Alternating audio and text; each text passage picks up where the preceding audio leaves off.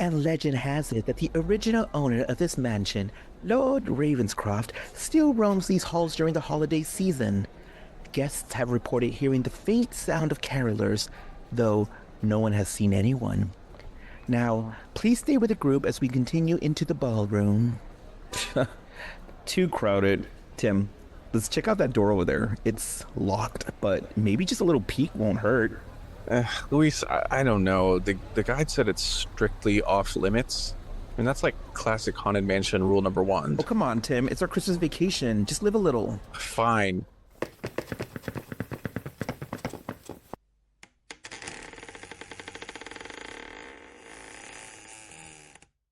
Okay, this is way creepier than I thought. Wait, why is that man over there almost translucent? Hey there. Good heavens, mortals! Who dares enter the sanctity of this chamber? Yeah, we just wanted a peek. We didn't mean to interrupt. Peek? Interrupt? In my day, trespassers were shown the door with vigor. And yet, you are oddly familiar. Where are you from? 2025. Welcome to the future, sir. The future? What sorcery is this? Twinkling lights without candles, the music without instruments, mortals talking into glowing boxes as if spirits themselves had possessed them. Oh man, it's gonna freak if he says TikTok or porn on Twitter. Tim. I mean X. Sorry. So, Mr. Ghost, any spooky Christmas stories from your time? Spooky stories. Well, there was the tale of the servant who vanished from the attic on Christmas Eve, and the piano that played itself. Though I never discovered if it was a spirit or a practical joke. You mortals might enjoy such tales in a modern fashion. Modern fashion? Do you mean like podcasts? Podcasts? Speak, mortal, speak. Oh, yeah, I mean, there's this one called Itty Bitty Horror. It's short, it's spooky, and it covers ghosts just like you. It's hosted by us. We're kind of cool, I think. Cool? You think? Heavens. A spoken collection of hauntings delivered to the ears of the living. Fascinating. I shall haunt and listen. Yeah, I mean, we talk about everything from glass dildos to gay aliens. Yeah, and sometimes we talk about what we would do in weirdly sexual scenarios where we're about to have our balls torn off by a cryptid or something, you know? I have no idea the words you just uttered.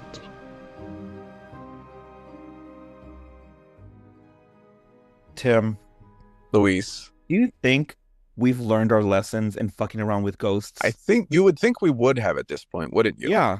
I mean, we've seen La Llorona. We've seen Sally May. Sally White at the Menger Hotel. We've bumped into so many ghosts and monsters from the Appalachian Mountain, and we're still here fucking around with ghosts. What's wrong with us? Well, what is wrong with us? That's the question that we have to answer today. Welcome to the Itty Bitty Horror Podcast with Luis and Tim. Yay! In this podcast, we discuss everything from horror movies to the scariest tales out there. Ooh. And a little dash of humor. Oh, that's nice. Listeners. Yes, Tim, what were you going to say? You said, with a touch of humor, and I said, that's nice. And you're like, wait, what did you say, Tim? Anyway, listeners, as you can tell, we're a rinky-dinky podcast, but thank you so much for coming back for another episode for this month. And we're calling this month Timtacular Tales from Tim and Luis.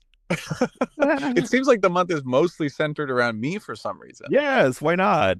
Well, yeah, why not? Yeah. Well, we're so close to Christmas. Not really, because we're recording this in November, but who cares? Who cares? It's somewhat close. They're still playing Christmas music after all. Yeah. Tim, what are your, for our listeners, because they want to know. They love Luis and Tim. They can't get enough of us. You're right. They're insatiable. Yes, exactly. What are your plans for Thanksgiving? Yes, listeners, this is coming out weeks after Thanksgiving, but it's fine.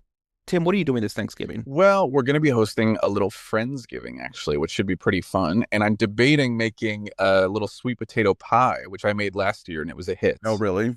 Yeah, it was. You sound like you don't trust that. Didn't you send me a video of people trying your potato pie and people were like pinching their noses and they're like, Yeah, and flies were buzzing around it. Yeah. Yeah, the flies were like, oof, this is too much for us. No, I'm kidding. Yeah, they're like, please, anything but this.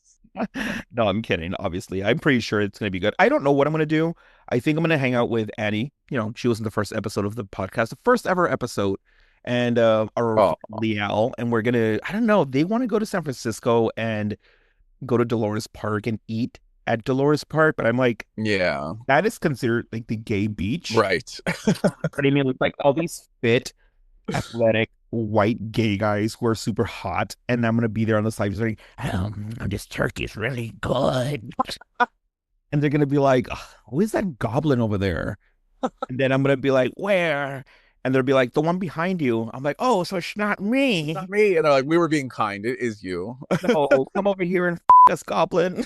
Anyway. This scenario. Well, that's what they want to do. I don't know. Oh, that's nice. Yeah, we'll see. I also want to thank our listeners who attended our Addams Family Values movie watch party a couple of weeks ago.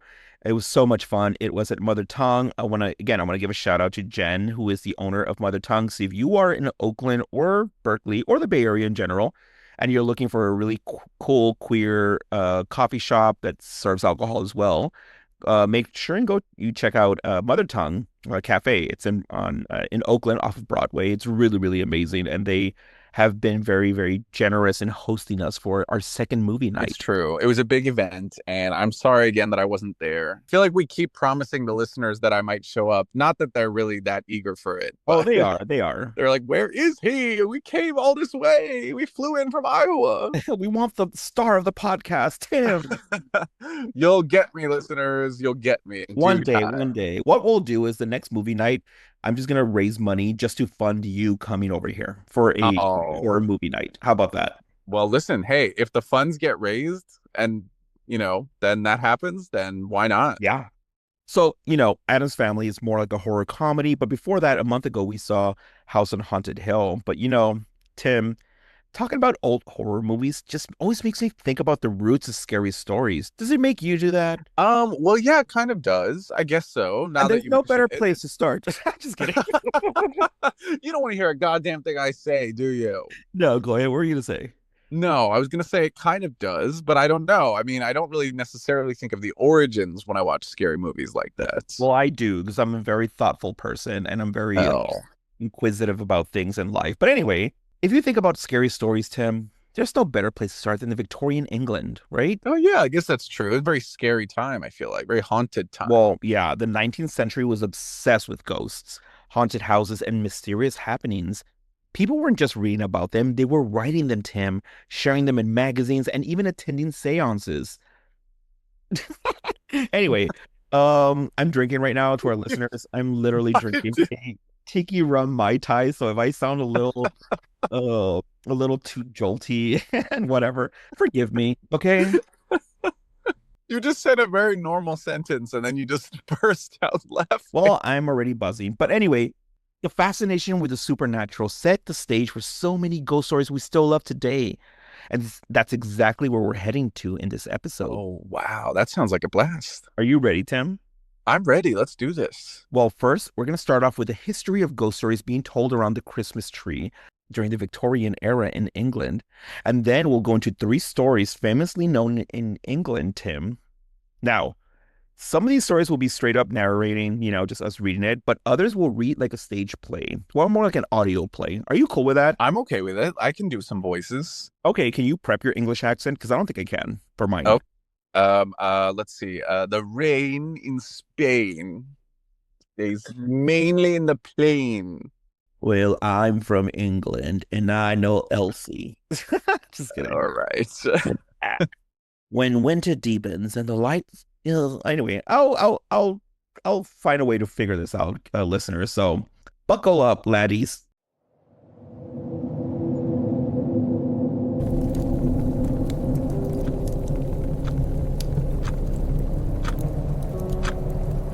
When winter deepens and the year's light dies, a strange old tradition stirs, one older than Christmas itself.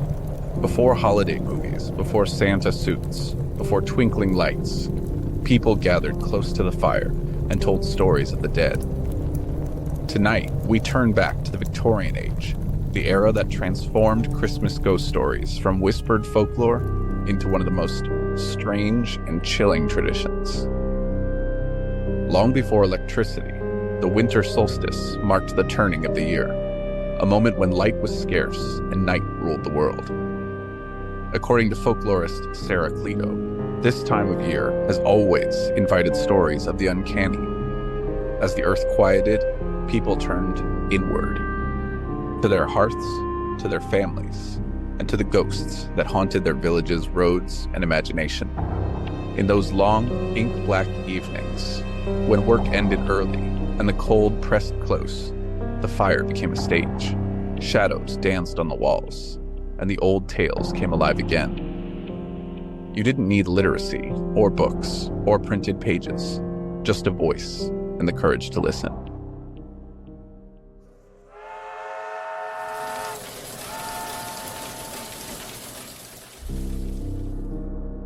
When the Industrial Revolution arrived, it didn't just reshape cities, it reshaped storytelling. The invention of steam-powered printing meant that ghost stories once spoken beside the fire could now be printed cheaply, widely, endlessly.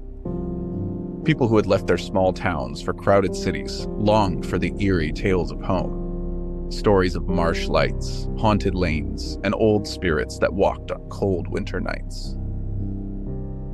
Victorian authors, Elizabeth Gaskell, Margaret Oliphant, Arthur Conan Doyle, answered that hunger. Through autumn, they wrote, preparing their ghost stories for publication just in time for Christmas. And readers devoured them. As Professor Tara Moore describes, families gathered around the fire, not only to tell their stories out loud, but to read them together, passing a printed ghost from hand to hand. Some stories took place among the working class. Others unfolded in ancient manor houses, where footsteps crossed empty floors and portraits seemed to follow you with their eyes. Whether rich or poor, people found themselves united in their delicious shivers of fear.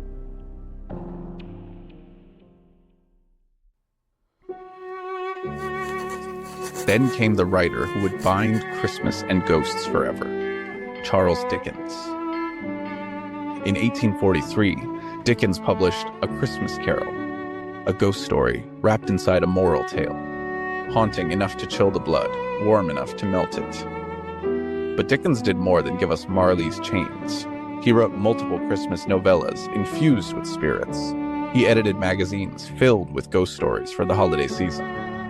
He made Christmas ghosts not a curiosity, but an expectation.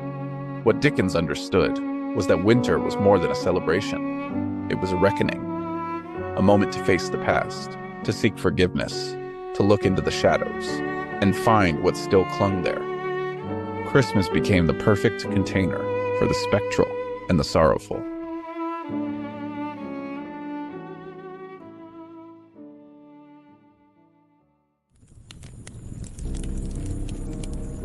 Many Victorian traditions crossed the ocean.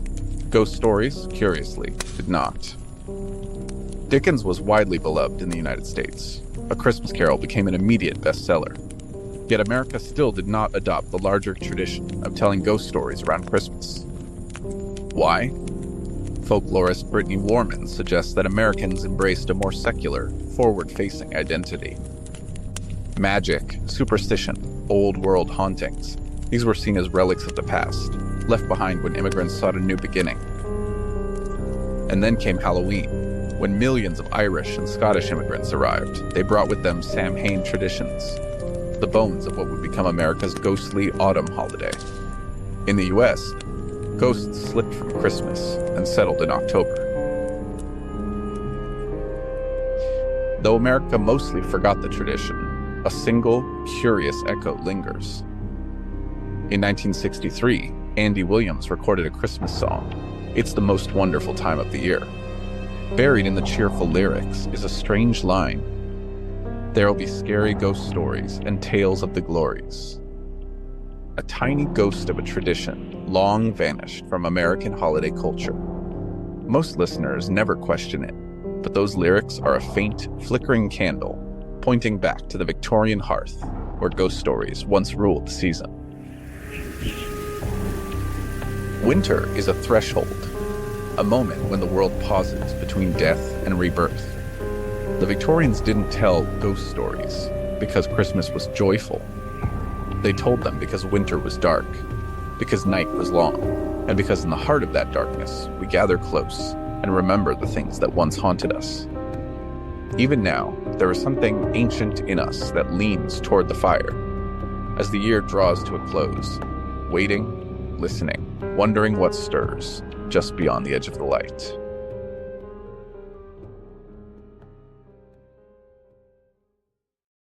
Ooh, Tim. Oh, Do you think the British people had something going on in a good way of telling ghost stories in Christmas? Would that be something you would be into? well, honestly, I do think they had something going on. You do get kind of tired of living in the kind of secular. I mean, obviously, we believe in things like separation of church and state, right, and all that jazz, and those are good things. I fundamentally Do think. you? Right? Because I feel like you want church and everything. How about that? I want prayer in schools. I want it at home. I want it You want it before the podcast starts? right. I keep requesting that. I was going to say that I do feel like there is something to our secular world that is nice. And then on the flip side, there is something that we're missing, right? Because sometimes, like we were talking about in the La Llorona episode, I didn't really grow up with a whole lot of, scary superstitions. And there is something sort of fun and I don't know, it kind of unites us in a weird way. Like we're all equally scared of it, I agree. I think it's like we tend to think that, or at least I do, right? Different cultures have different stories that unite them in terms of like fear and superstition and blah, blah, blah. But like, no offense, but I don't think that my mind doesn't immediately go to white people, right? Like in terms of having that type of same tradition, but they actually do though. You know what I mean? Like in England, like they have these ghost stories and it's very centered around whatever trauma they've experienced in the past and how it still comes to haunt them. And does that make sense what I'm saying? Like I feel like my mind immediately goes towards like indigenous communities or anything like Yeah. that. Like no, like British people also have like some really fucked up stories. They do. No, it's true. I think it may be more of an American kind of Caucasian It situation. really is. Yeah, no, it's like white people from all over the world. So if you're in Russia, you're in England listening to this, hey, you guys have it going on. Americans like Tim, white Americans, they ain't got shit. Yeah. Well, no, but I was gonna say, I think like they were mentioning how the Irish and Scottish traditions brought a little bit of that superstitiousness over. I feel like it's more like a Catholic thing. Although I guess in England they're not Catholic, are they? They're mostly Anglican. So I don't know. I'm sorry, like random, but are you is your family heritage like Ireland, Irish or Scottish? Yeah, it's Irish. Yeah. You should like bring back those traditions. Well, I'm so far removed from that world that I wouldn't know where to even begin. But Go to Ireland. yeah, I'll go with you. rediscover my roots. You go to rediscover your roots. I will go there to hook up with ginger men. How about that? Did you ever see that Saturday Night Live sketch with Paul Mescal where he's working in a pub and then an American comes in and then tells him that they're a quarter Irish? No. And then he says, "You're a quarter Irish." And then everyone gets extremely excited working in the pub. No, I don't know that skit, but I would swallow whatever Paul Mescal gave me. Okay. Well, listeners, now you know what kind of podcast this is. So I would swallow. Anyway, go ahead. Yeah. Finish your story. Well, that's the end of it.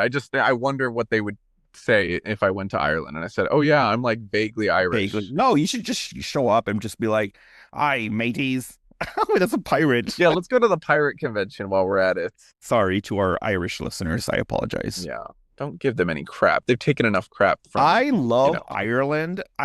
What is you know how they say like, oh, he's an Anglophile. He's a Frenchophile. That's not the right- Francophile. Yes. Francophile. You know what I mean? You're an Irophile. I really love everything Irish. I mean, you and I talked about this somewhat, but it's like whenever I send you like Instagram posts about like Ireland and Scotland, I know they're two different things, but like for me, No, but it is similar weather and back and setting and the kind of the beautiful kind of grassy hills. yeah, I mean, I know that Ireland is more than just its physical appearance in terms of its, like the land, but Of like course. there's something about Ireland that I've always, as a child, have gravitated towards. Yeah, and I've told you before, like, and I'm pretty sure some of our listeners know this, but like there's this, and I mentioned it to you recently when we were in a phone call a couple of weeks ago, but like in Mexico and Ireland have a really close like connection because They do. they're very like family oriented and Catholic, etc. But like for those who don't know, but like when folks from Ireland came to the US to move here, they were like people the other people before them were like, well, you got to go fight Mexico in some war. And then they went down and they realized they had so much in common with Mexicans and they decided to fight on the Mexican side. So they're called the San Patricios or something like that in Mexico. So like there's a huge connection between Ireland and Mexico, which I think that's what it gravitates Yeah, towards. definitely. Maybe you were Irish in a previous life. Maybe I was a gay I can say pirate. Maybe I was a gay Irish boy who was like in the stalls cleaning the horse shit. You know what I mean? And then like somehow a Mexican guy appeared in Ireland and was like, "Hola, chico, you want to suck this?" Oh my God. And I was like, "Oh yes, my laddie, I totally will." I don't know. I don't know how Irish people speak. I apologize to our Irish listeners. I apologize. I love you guys. I literally, All right, they get it. They're not. I want too an into Irish this. boyfriend. How about that? Wow. Okay. I feel like you're listening to like Sinead O'Connor and U2 and the Cranberries. Yeah, I day. am, and I'm also listening to the Mexican version was like Mana. And I don't know who else. But anyway, Tim, let's talk about three real, well, Victorian ghost stories. Oh. First one is the legend of the Mistletoe Bride. Now, tonight's holiday tale is a little less ho ho ho and a little bit more oh no no no. And that is a story that we're about to read right now from ghostcitytours.com. Are you ready, Tim? I'm so ready. I'm glad it's a little less ho ho ho. Yeah, are you ready? Yeah, are you ready to bust out our British accents? I have the worst British accent, so it might dip into Eloise, but in a manly voice. So forgive me, listeners, but I think Tim has a good accent. Okay, well, good. Yeah, we'll do our best, listeners, and we apologize to any of our listeners from the UK or any of the Scottish Isles or Ireland or really anywhere we ever try to do an accent from. Yes. And of course, just to give you a heads up to our listeners, this next story is going to be read like I don't want to say stage play, but like an audio play. Like a radio drama. Yeah, exactly. So there's multiple characters, and Tim and I will figure this out. But, you know, just sit back, get your Irish coffee, and listen in as we tell the story of the legend of the Mistletoe Bride.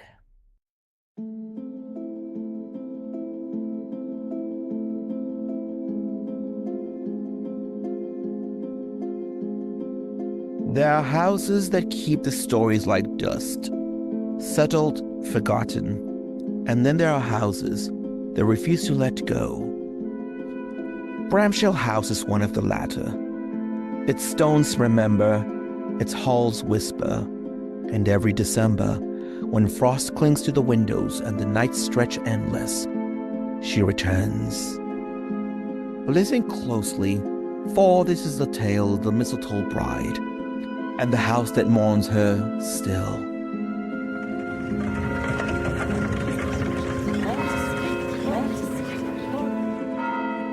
It began on Christmas Day, when winter set gentle upon the world. The Lovell estate shone like a jewel under snow, its windows warm with candlelight. Inside, the guests gathered, their breaths scented with mulled wine, their hearts bright with celebration.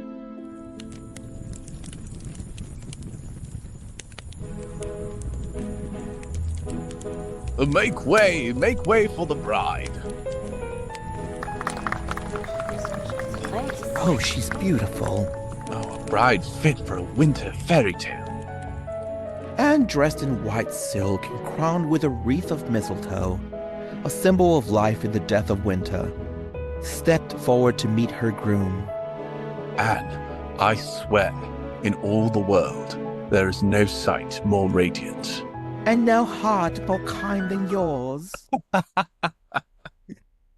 Bitch, don't laugh at my British No, it was actually very good, believe it or not, but I just was laughing at the whole scenario. Well, guess what?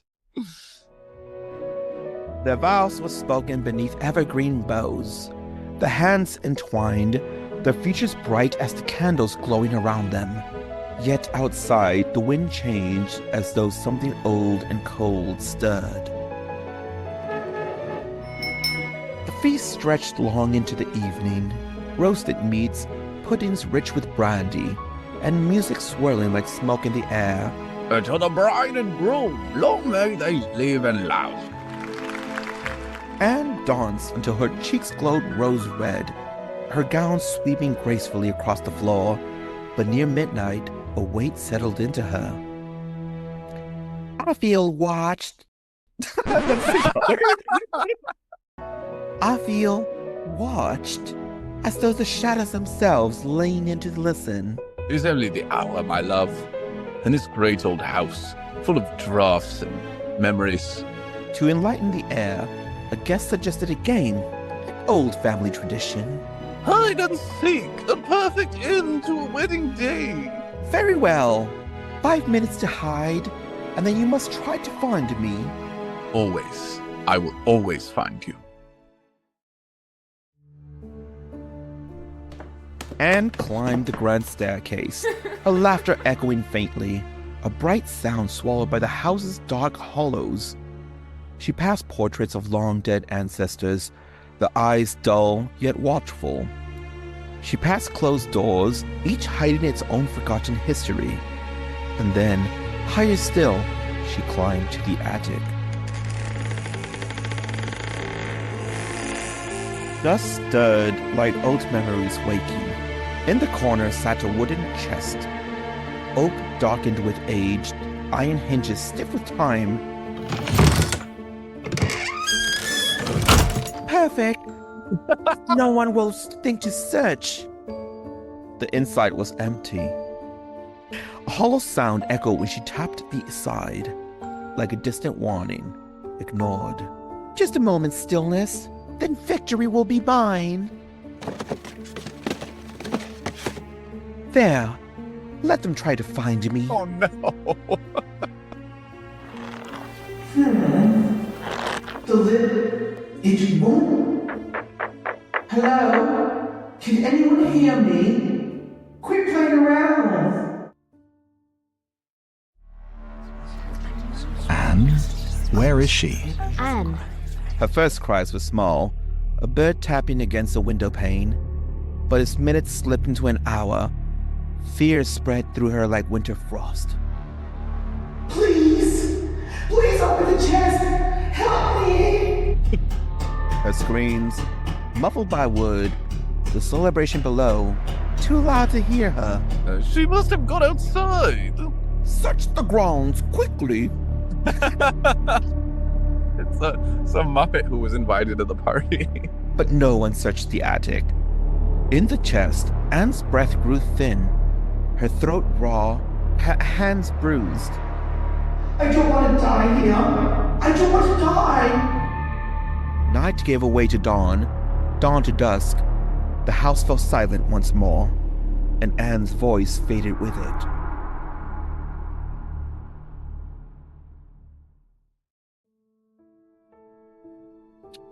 Days passed, weeks, months even. Rumors became fact. The bride must have fled. She must have changed her mind. She just disappeared into thin air. What else could it be? But one man never believed it. Anne, where are you? Why can't I find you? He searched every year, moving through the house as a shadow among shadows. He aged, but his love and his grief did not.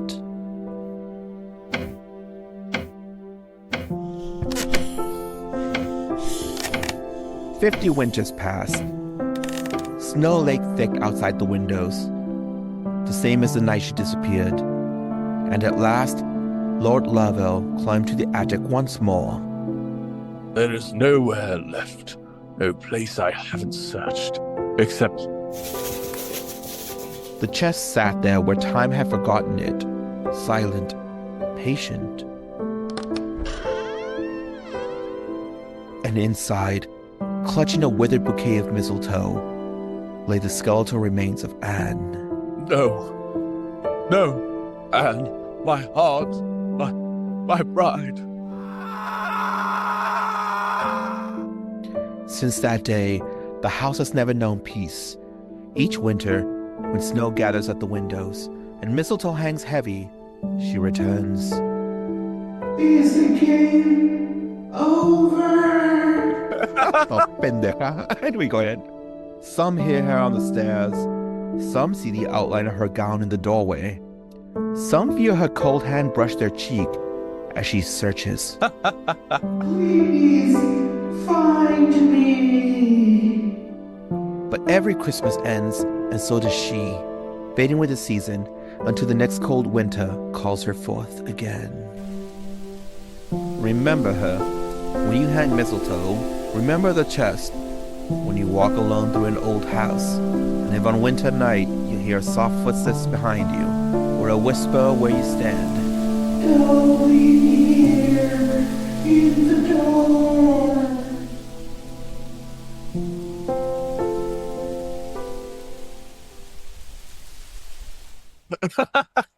Okay, Tim, as you can see here, there's an image that I pasted for you to see.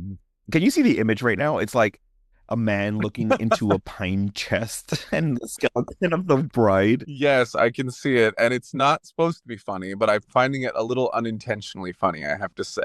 So what are your overall thoughts of the story of a woman playing hide and seek and then getting trapped in a chest and her husband not finding her till like 50 years later even? Yeah, they said 50 Christmases passed. But what I don't understand is, did no one ever go up into that attic? Because surely you would smell something. Well, no, if they go in the beginning when she's still playing hide and seek, I mean, she would still smell like mistletoe and flowers or whatever. Mistletoe and flowers. Well, I'm just saying it wouldn't be like finding the chest like a year later where it smells like a rotten carcass. You know what I mean?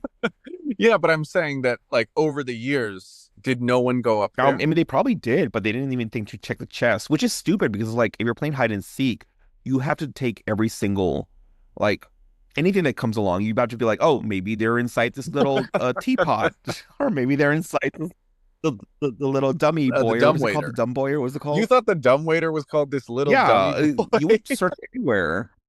I don't know, whatever. When was the last time you played hide and seek, Tim? Oh, I mean, I had to have been a kid. I don't know. I feel like you played hide and seek with and during your wedding night. You're like, come find this. Sounds good. Yeah, this story's pretty sad. Imagine like you on your wedding night On or my whatever. wedding night. Yeah. Yeah, you just had to play a little bit of Scroogle and Frugal or whatever Rose Nyland said on Golden Girls, which is the adult version of hide and seek. Anyway, and you're just hiding and you're like, hope they don't find me. And God is like, oh, guess what, bitch? We're not finding you ever. Well, you have to wonder too, like for this lady, Anne, what was that first night like? Like, you know, they're playing hide and seek. I mean, you must have played hide and seek before. Yeah. And like eventually at some point at the end of the night, you're like, okay, I give up. Where are you? You know what I mean? And like, it seems like they just said, oh, I don't know where she got to. And then they just like, what? Went back to playing cards? No, they thought she ran away or had cold feet for the wedding or something. And they were like, oh, we can't find her because they thought that she like disappeared. Like she was like, that was her excuse to like leave I know. Something. Right. It says right here, rumor became fact. The bride fled. She changed her mind. She vanished, but no one ever believed it. And it was really just that. They literally thought that she'd left. Well, I guess, yeah, circumstances made it so that they had a reasonable excuse. But like, shoot, like, yeah, that would be really sad. And what a horrible, awful way to die. I mean, can you imagine? I know. And that's why if you ever next time, let's say, for example, Tim, during the holidays, if you're like spending time with your husband and he comes up to you and he has like a little mistletoe above your head and he's like, guess what, husband of mine? It needs a kiss. That's the part where you slap him and be like, I'm not hiding from you. I'm revealing myself. I don't know. I don't even know what you're saying. I'm not trapped in a chest. I'm here. I don't know. Well, Tim, I'm sorry that you have to go through that during this holiday season if your husband wants to put mistletoe above you. Oh, well, it's not happening. And, well, the only mistletoe I get is on Grindr when people put mistletoe above their.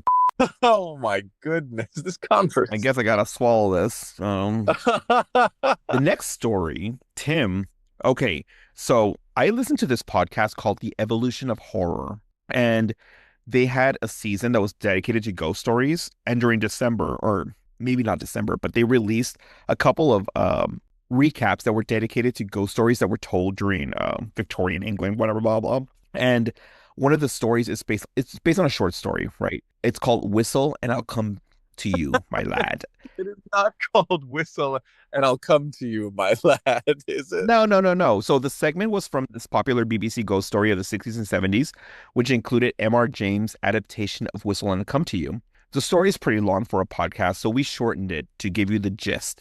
But the full text of the story will be posted in the show notes, Tim. Oh, that's great.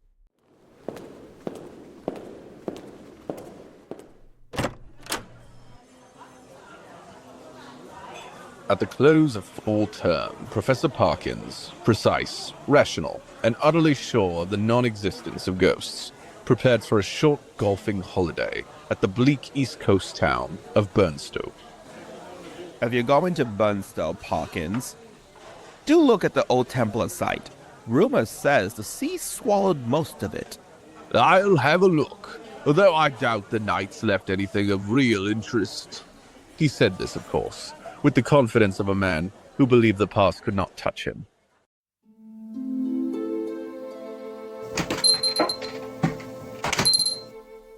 Parkins' room at the Globe Inn was large but sparsely furnished. 2 beds, a writing desk facing the sea, and no curtains to shield the cold moonlight. He unpacked methodically, unaware that he had already stepped onto a stage set long before him.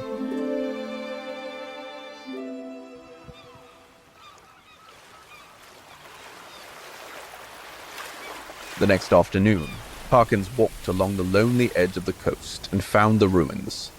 Mounds of flint, broken ground, the ghost of a circular foundation. While digging at a gap in the turf, his knife struck something metallic. A small, bronze tube, a whistle, ancient and waiting.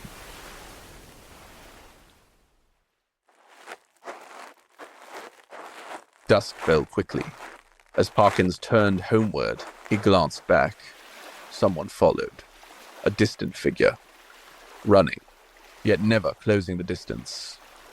Just another walker, nothing more.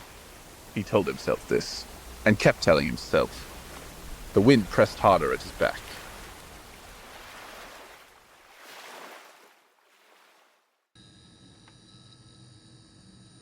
Back in his room, Parkins cleaned the whistle, revealing an inscription. Quis est isti qui venit? Who is this who is coming? Without hesitation, without imagination, he raised it to his lips.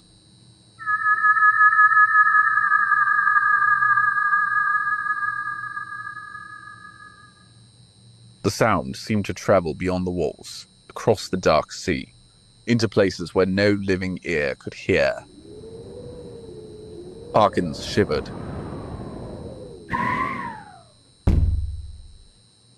The wind rose at once, as though answering. Sleep would not come.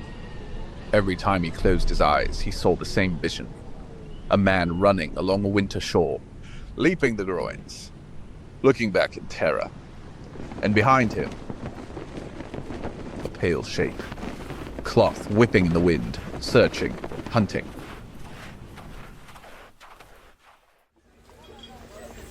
I've seen it, sir. Waving at me from your window. A white thing, not a person. I don't know what that was.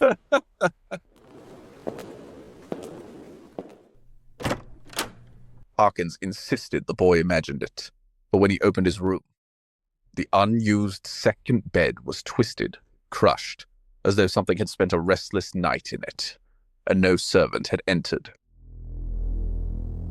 That night, moonlit spilled across the floor. Parkins lay awake when the sound came again, rustling, heavier than a rat. He stared. The empty bed. Sat up. No! A figure rose, limbs lost in shrouds of tangled linen, groping blindly toward him. The face, if it was a face, was twisted cloth, wrinkled as though someone had tried to scream through the fabric.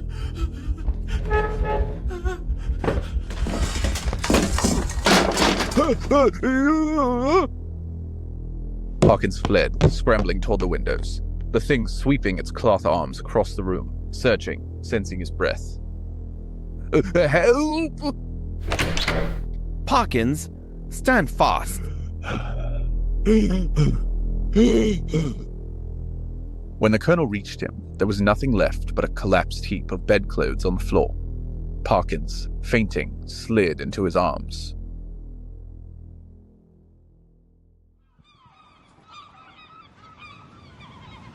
At dawn, after a grim council, Colonel Wilson did the only sensible thing.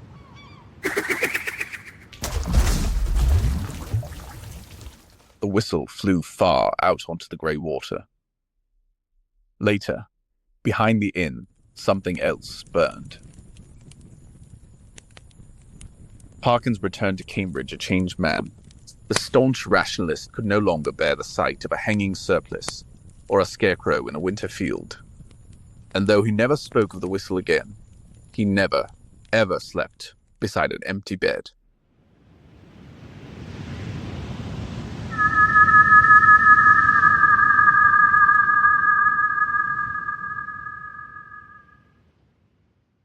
What a weird.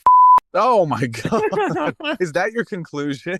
Okay, Tim, I know you were mainly the one reading this entire story, so thank you for doing this. Well, you're welcome. That was like 90% me. The first one was like very much a combination. Yeah. Well, okay, so like I mentioned before, this podcast I listened to talked about this story specifically, and I actually looked it up on YouTube because it is a short, like a YouTube short.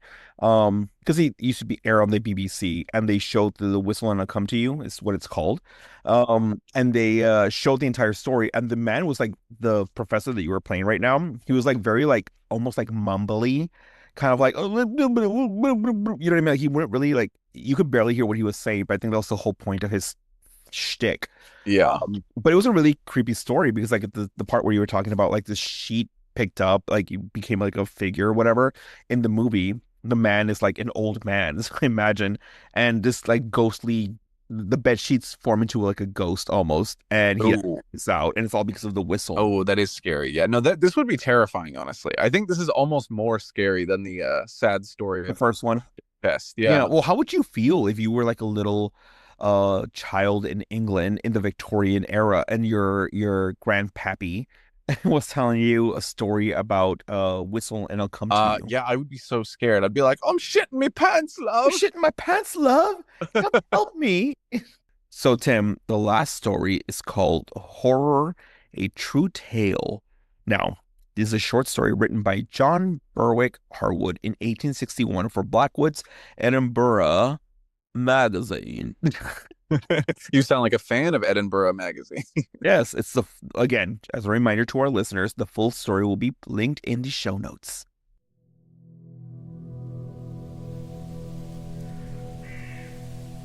In the quiet countryside of England, where the morning mist clings to the fields with a ghostly veil, there stood a manor that seemed alive, even in its silence.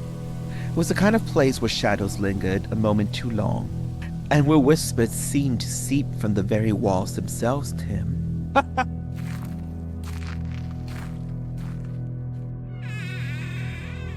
Our story begins with young Eleanor Whitcomb, a curious girl with a fascination for the unknown.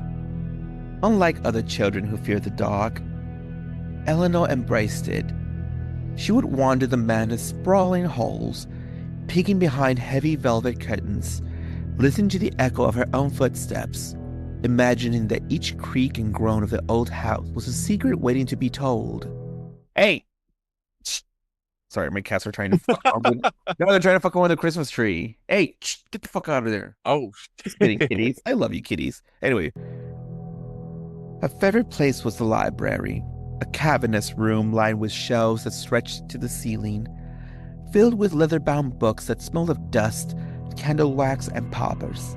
It was here, amid the rustle of pages and the faint scratching of quills, that Eleanor first felt a presence beyond her own.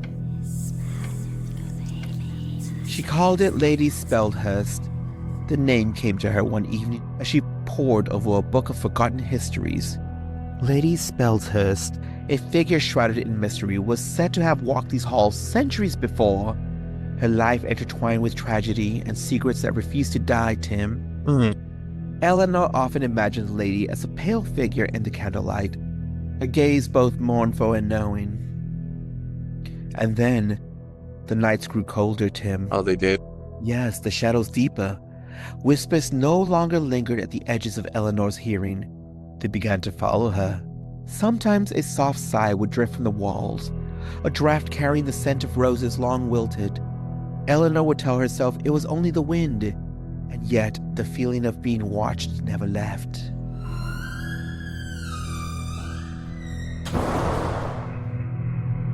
It was on one such night that Eleanor's fascination crossed into fear. She awoke to find the library door open, though she was certain she had locked it. Candlelight flickered, and there, in the corner of the room, she saw her. The faint outline of a lady, dressed in garments that shimmered like moonlight on water. Eleanor's heart raced, but she did not run.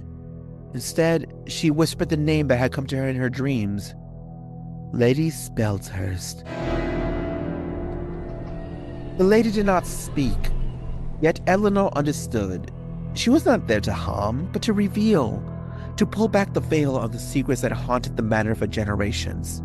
And so, Eleanor's life and the very fabric of the Whitcomb estate would be forever changed, Tim. Wow.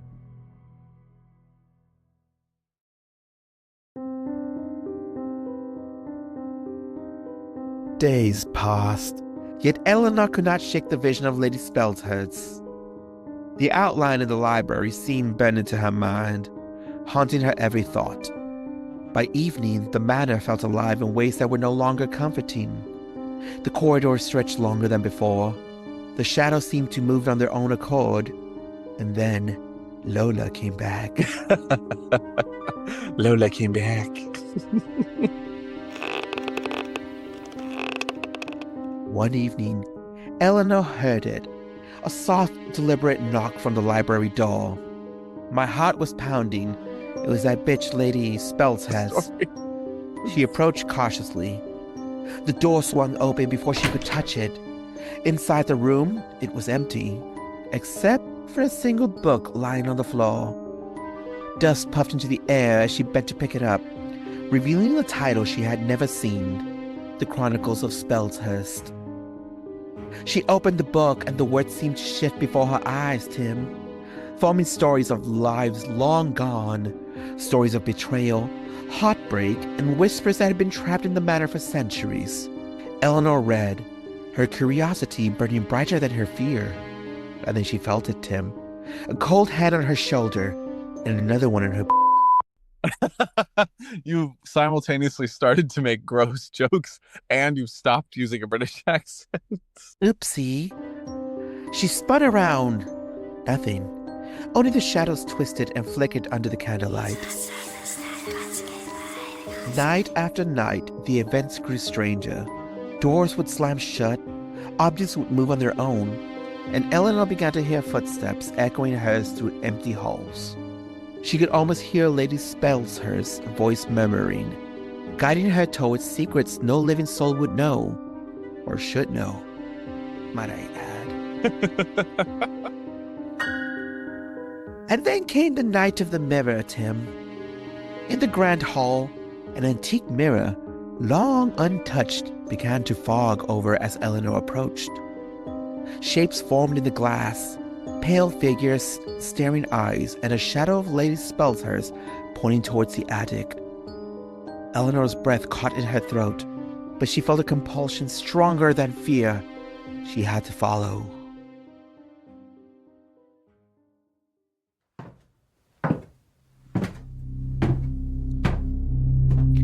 In the attic, dust and cobwebs covered everything. Old trunks, broken furniture, and broken dildos. One portrait. The painting was of Lady Speldhurst herself, her eyes seeming to glimmer with a life beyond the canvas. And beneath the portrait, Tim, carved with a wooden floor, were words Eleanor had read in the mysterious book. The past never rests. At that moment, the temperature plummeted. Eleanor's candle flickered and died, plunging her into darkness. Oh God, it's like The Conjuring. Yes, but worse because it's British. Oh, true. And then in the pitch black, Tim, she felt her first unmistakable touch. Well, you know where I'm going. I do. A voice whispered directly into her ear. You found me. Now you must to me. Eleanor knew in that instant that the manor was no longer simply haunted. It was awake, and she had become part of its story. What she would witness next would change her life forever, Tim.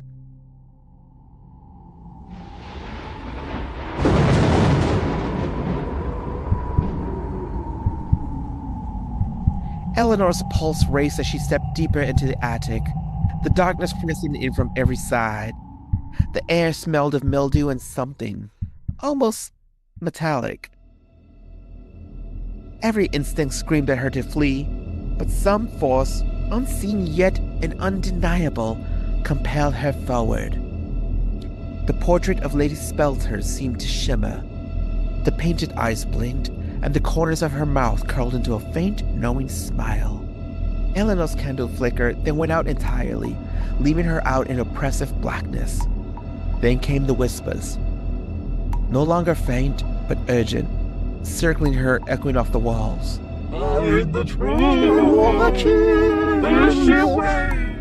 Eleanor's hands shook as she felt something cold brush against her cheek, then her shoulder.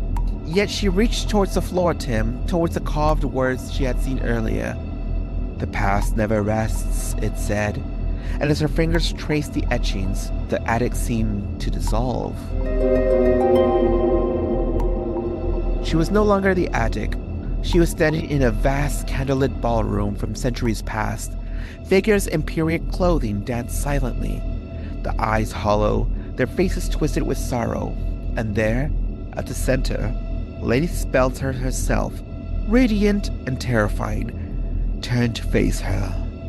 Come to see, to understand, but knowledge is a prize. Eleanor stepped back, fear clearing at her throat.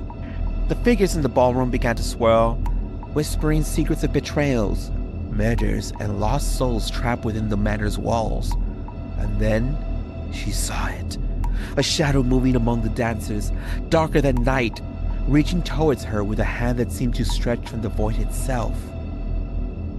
She ran, the floor of the ballroom giving way beneath her feet, sending her tumbling into darkness. She landed in the present-day attic, gasping for breath.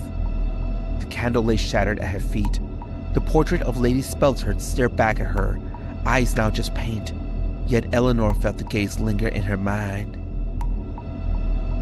Her hands trembled as she clutched the book, The Chronicles of Spelthurst. She realized the manor had shown her its story, its torments, and its secrets. And though she had returned, she knew she could never truly leave. A piece of the manor, a fragment of Lady Spelter's world, had latched onto her soul. Eleanor left the attic that night, but the whispers followed her. At every turn of the hallway, at every shadow in her candlelit room, she felt it. The past never rests, and neither, it seems, do the dead.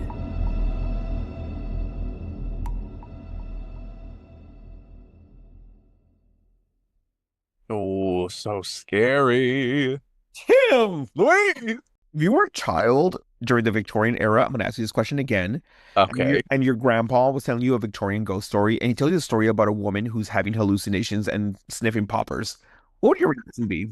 I'd be like, what's a popper? Grandpapa.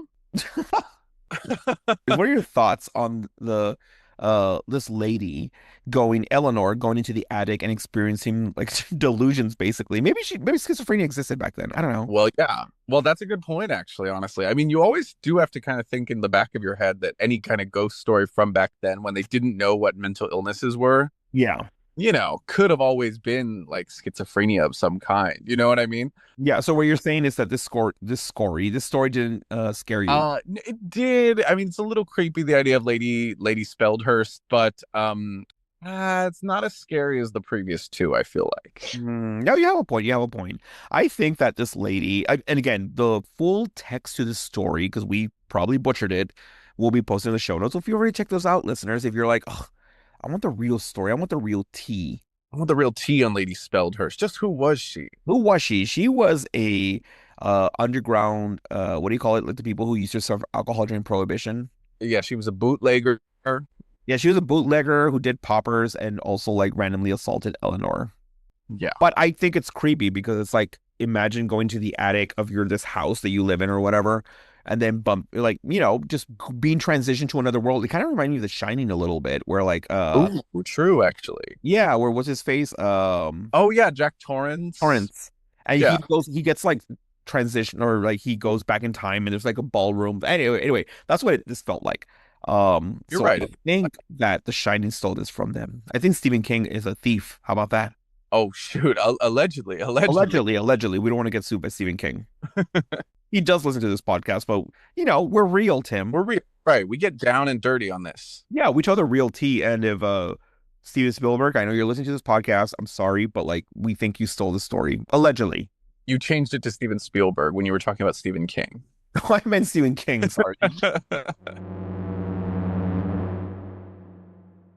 Tim, I have a hypothetical for you. Oh, okay. Let's hear it. Are you good? Are you ready? I'm ready for it. Let's hear it. I want to know. Okay. Let's say we transported you back into the Victorian era in England. Okay. Right? And your grandmama and grandpapa are reading you a ghost story about a Victorian ghost. And you're like, well, this ain't real. This is bullshit. And then because you did that, a Victorian ghost appears in your bedroom at night and they threaten you to haunt your life forever. Oh my God. Just because I said this ain't real, this Yeah. is bullshit. Yeah, it's a Mistletoe Bride. What would you do to beg for forgiveness and how would you prove it to them? Oh no. Well, I guess I would find out. First of all, I feel like every Victorian ghost has something that they tell you. Like they say, like, come to me or something, Yeah. So I think I would just like listen to what they were saying at first, Yeah. scope out the situation. And then I would see if I could make whatever they were saying happen for them. Well, what if they're like, the Victorian ghost shows up? It's like the lady in the chest from the first story. Oh yeah, I liked her. Yeah. And she like escapes because she's a ghost now. And she's like, come kiss me under the mistletoe. And you're like, no, I'm not gonna do that. I don't believe in you. And then she's like, okay, well then I'm gonna fucking fuck your life forever. Like, how would you prove to them specifically, like the mistletoe lady, that you want to beg for her forgiveness? Because I feel like you skipped it. Well, no, I mean, I guess I would kiss her under the mistletoe. That's what I would do. Okay, and then what do you do if she's like, you start kissing her, right? Yeah. And you're like, oh, this kiss feels like actually nice. And then suddenly you feel like a weird feeling in your butt.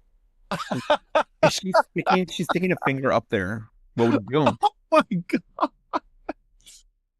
Also, I know I mentioned that your grandpapa and grandmama will be telling you the story, but in this hypothetical, you are like 18. And you still believe in ghost stories. Grandmama, this is a weird story. It's a weird story, grandpapa and grandmama. So what would you do? She's fingering you.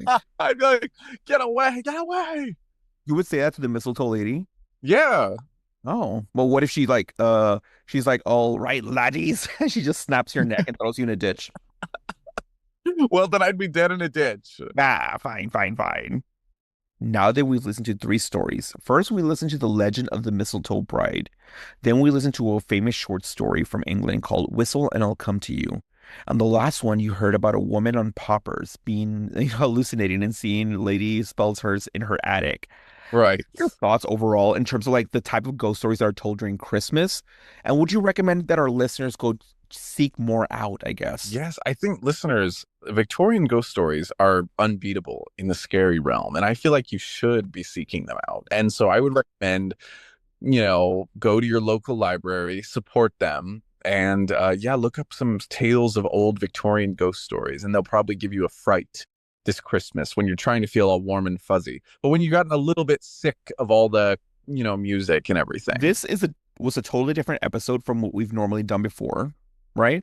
Because this time we were Tim and I are trying to get into Hollywood, so we're trying to be voice actors or something. Right. This is kind of our quasi audition. Yes. And the one listener in Hollywood is probably going to be down for this, mama. Yeah, well, we can't wait. We're going to be hitting La La Land soon. Listeners, if you enjoyed today's episode, then feel free to leave us a 5-star review wherever you listen to your favorite podcasts. If you would like for us to cover a specific story or topic, then email us at ittybittyhorror@gmail.com. You can also follow us on all social media under ittybittyhorror. Tim, what are we discussing next week? Well, Luis, next week, our final episode of 2025, we will be recapping the 1984 black comedy classic, Gremlins. Is it horror? I say it is. Okay, well, we'll see. Joining us is friend of the podcast, Chris Stevens, who appeared on the Gateway to Horror episode and our Killer Clowns from Outer Space recap. Woo! Yeah, Welcome back, Chris. I messaged Chris. I was like, hey, are you down with this? And he's like, hell yeah, mama. He didn't say mama. But he's totally down. He loves Gremlins. And have you seen Gremlins before, Tim? No, I've never seen Gremlins. Oh my God, my Lord. I know, my stars. It'll be fun. Yeah. Well, anyway, listeners, thanks once again. And remember this. Even the smallest chills Can stick around. long after the stories end. Duh.